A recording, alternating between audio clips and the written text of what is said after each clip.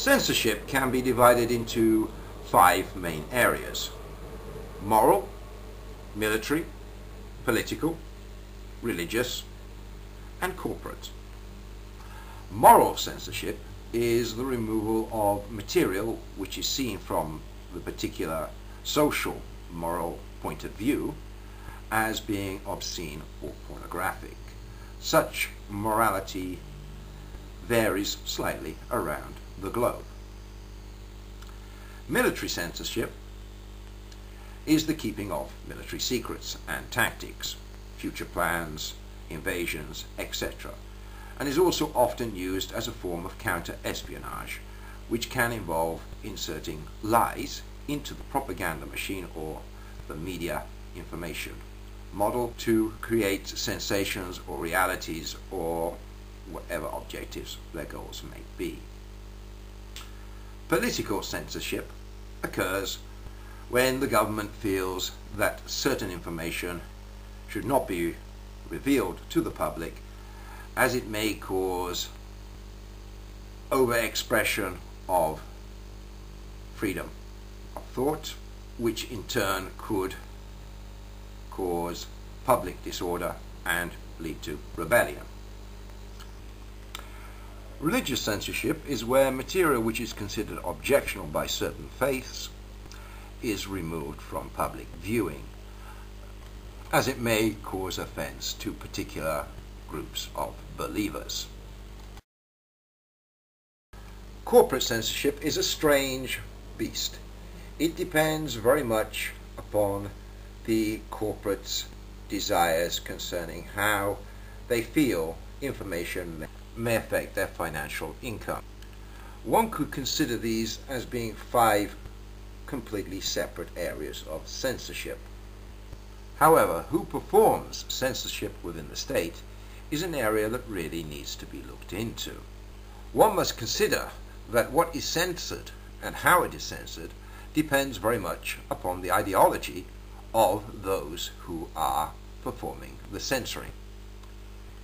In a totalitarian state, with Berlin's positive liberty, it is the state that is clearly responsible for all forms of censorship.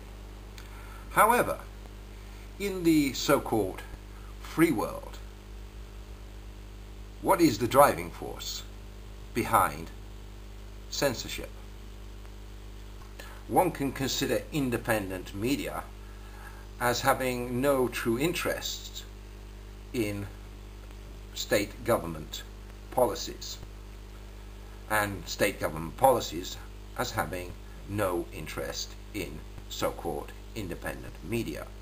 But this is clearly insane, considering the driving force behind both is that of corporate profit. Some people have a problem of connecting corporate profit and governmental control. But if we take Channel 4, which is often considered an independent media source, as an example, and examine its real ownership, we can see there is a connection. Channel 4 Television Corporation is a statutory corporation, sometimes referred to as a state-sponsored body, or state-owned enterprise, a government-owned corporation. These corporations have a sponsor minister who acts as a shareholder, either independently or in conjunction with the Minister of Finance, who also may be a shareholder. This is not a question of the state being involved in these companies as much as the state actually running these companies. The Communications Act of 2003 brought all television and radio media in the UK under the control of a body called Ofcom. And as from 2009, Ofcom, Office of Communications, is now responsible for the operations of the Royal Mail. Ed Richards is the CEO of Ofcom. He was previously a senior policy advisor to Tony Blair, and before that, controller of corporate strategy at the BBC, consultant at London Economics Limited and has also advised Gordon Brown.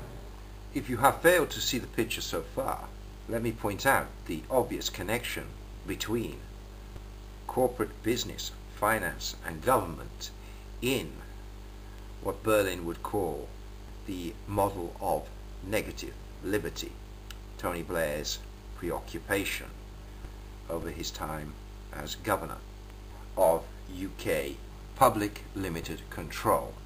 In short, most forms of censorship are nothing more than a method of maintaining public tranquility so they will continue in their age-old habit of buying bullshit.